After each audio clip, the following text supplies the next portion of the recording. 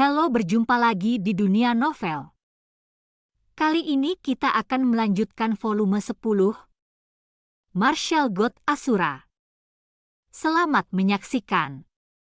Bab 5646 Kontras Tajam. Xiao Yuiwei, yang nama masternya adalah Alam Binatang Tianzun, adalah salah satu master roh dunia paling terkenal di dunia seni bela diri yang luas. Karena dia lahir di klan iblis, dia juga dikenal sebagai spiritualis dunia klan iblis terkuat. Xiao Yuiwei juga berasal dari klan Yao, tetapi dia juga sangat berbakat sebagai spiritualis dunia, tetapi sebenarnya dia lebih baik dalam seni bela diri. Jadi dia bukan hanya jubah naga biru, tetapi kultivasinya juga telah mencapai dewa tingkat 3, dan dia dapat menggunakan darah ras monster untuk meningkatkan kultivasinya ke dewa tingkat 4. Dengan kemampuan luar biasa ini, dia keluar dari hutan dan datang ke dunia ini. Dan menurut kesimpulan, menyadari bahwa satu-satunya jalan keluar adalah di bawah awan petir, berjalan ke tempat ini, juga bertemu dengan binatang buas, dan juga mendapatkan buahnya. Jangan lihat dia besar dan gemuk, tapi dia sebenarnya cukup lembut hatinya. Meskipun binatang buas di depannya mudah untuk dihadapi, dia tetap berhati-hati.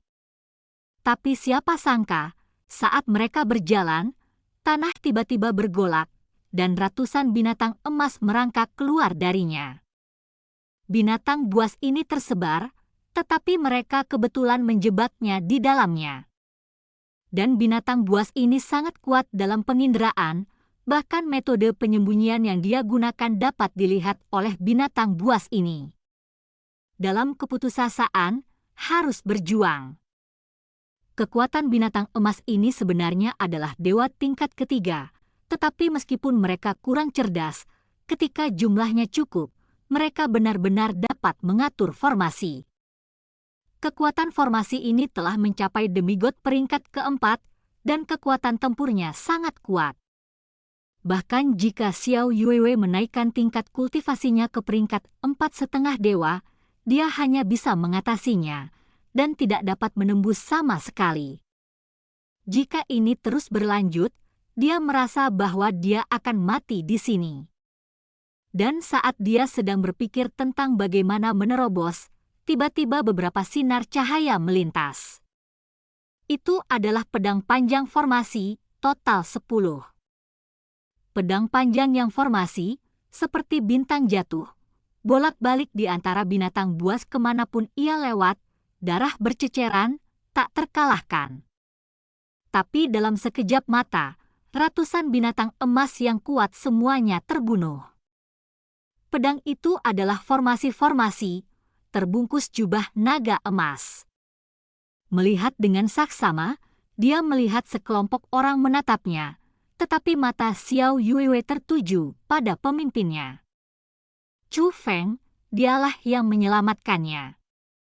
Pada saat ini, dia memiliki perasaan campur aduk di dalam hatinya. Keduanya beruntung dan memalukan. Jika dia bisa memilih, orang yang paling tidak ingin dia selamatkan adalah Chu Feng. Mengapa kamu ingin menyelamatkanku? Xiao Yuiwei bertanya. Tapi dibandingkan dengan Xiao Yuiwei yang malu, Chu Feng menyeringai, omong kosong apa, bukankah kita rekan satu tim? Tidak lagi, kata Xiao Yuiwei. Jika kamu mengatakan tidak, itu urusanmu, denganku, kamu masih, dengan gelombang lengan Chu Feng, semua buah dari binatang mati dikumpulkan oleh Chu Feng, tetapi mereka tidak diterima, tetapi semuanya dikirim ke Xiao Yuiwei. Apa maksudmu? Xiao Yuiwei bingung. Tentu saja untukmu, kata Chu Feng. Kamu memberikan semuanya padaku. Xiao Yuiwei terkejut. Kami sudah memilikinya, kata Chu Feng. Ngomong-ngomong, mungkin ada demigod tingkat 6 dan bahkan binatang buas yang lebih kuat di depan, aku akan mengirim mereka kembali untuk menjelajah sendiri. Apakah kamu ingin kembali bersama? Tanya Chu Feng. Xiao Yuiwei terdiam beberapa saat, menatap ratusan buah emas yang mengambang di depan matanya. Tiba-tiba, dia juga menyeringai, "Tentu saja aku kembali. Aku tidak bisa mengalahkan demigod peringkat 6. Melihat ini, Chu Feng juga sedikit tersenyum, berhenti berbicara dan berjalan kembali bersama Xiao Yuiwei dan yang lainnya. Setelah membawa semua orang ke tempat yang aman, Chu Feng pergi sendiri. Setelah Chu Feng pergi, Xiao Yuiwei tidak duduk bersama Chu Fanfan dan yang lainnya, tetapi datang ke sudut terpencil sendirian. Tapi Chu Fanfan mengambil inisiatif untuk berjalan di depan Xiao Yuiwei dengan penuh permintaan maaf. "Nona Xiao, saya benar-benar minta maaf, saya tidak." "Keluar!" Tapi sebelum dia selesai berbicara, Xiao Yuiwei berteriak dengan marah. Setelah Xiao Yuiwei berteriak dengan marah, mereka yang berjalan dengan Chu Fanfan datang di belakang Chu Fanfan satu demi satu, dan mereka sepertinya mendukungnya. Pria sebelumnya yang mencoba untuk mendapatkan belati setan ungu bahkan berkata kepada Xiao Yuiwei, "Nona Xiao, apakah kamu bertindak terlalu jauh? Nona Chu tidak memiliki keluhan denganmu, mengapa kamu begitu memusuhi dia?" Sebelumnya, jelas bahwa Chu Fanshan berdebat dengannya, tetapi dia tidak menyimpan dendam dan malah membela Chu Fanfan. "Apa maksudmu? Karena banyaknya orang, kamu ingin menggertakku?" "Izinkan saya memberitahu Anda, Chu Feng, Anda tidak ada di sini. Jika Anda tidak ingin mati, jauhi Nona Chu." Begitu Xiao Yuiwei mengucapkan kata-kata ini, paksaan dari dewa tingkat ketiga tersapu. Meski tidak menyakiti semua orang, paksaan itu membuat semua orang mengerutkan kening. Di antara mereka, yang terkuat adalah jubah naga abu-abu. Setelah melihat kekuatan Xiao Yuiwei, mereka tahu mereka tidak bisa bersaing dengan Xiao Yuiwei. Oleh karena itu, orang-orang itu tidak bisa berkata banyak, jadi mereka hanya bisa menyeret Chu Fanfan untuk bersembunyi di kejauhan, menjaga jarak dari Xiao Yuiwei.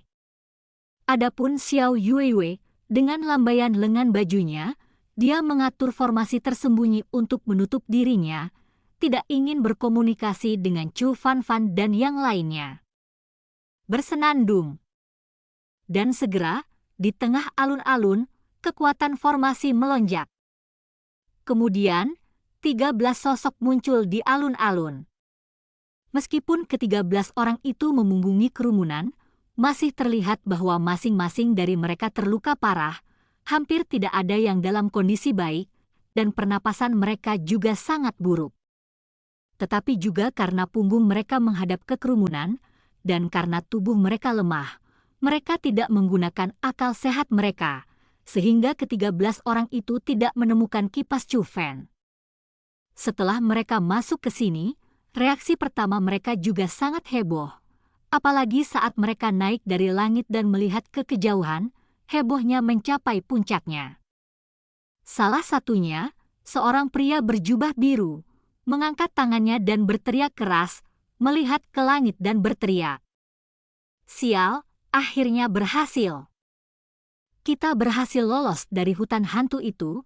Omong kosong Chu Feng, orang pertama yang dipilih oleh omong kosong, bukankah dia mengejar kita?